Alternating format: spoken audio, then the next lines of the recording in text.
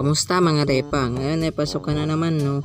Ikukwento ko naman yung about dyan. Bago tayo magpatuloy, mag-like, and share, and subscribe.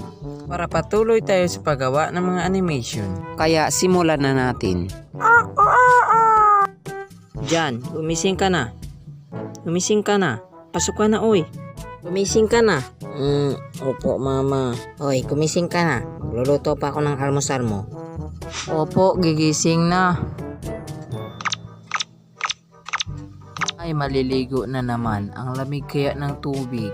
Bahala na. Yay, ang lamig ng tubig. Hay, tapos na rin maligo. Makabihis na nga.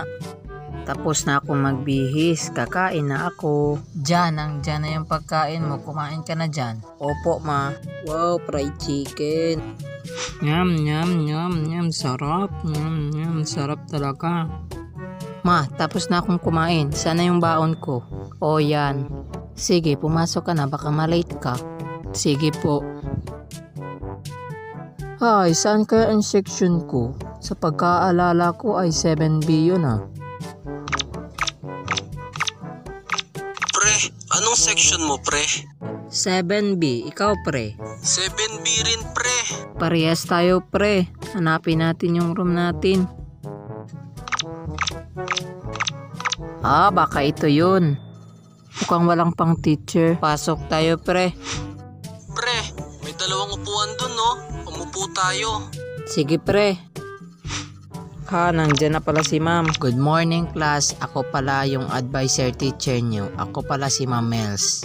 Dahil first day of school natin, ay magtatanong muna ako bago tayo mag-introduce yourself. Ayos ba mga bata? Yes ma'am. O sige. Who discovered Philippines?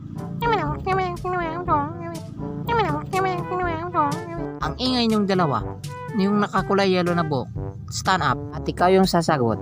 Who discovered Philippines? Pre, sabihin mo pre, si Dora. Si Dora po. Anong si Dora ang pinagsasabi mo? Umupo ka na nga. At meron pa akong itatanong sa inyo. Sino ang pangbansang bayani ng Pilipinas? Ikaw. Si Jose Rizal.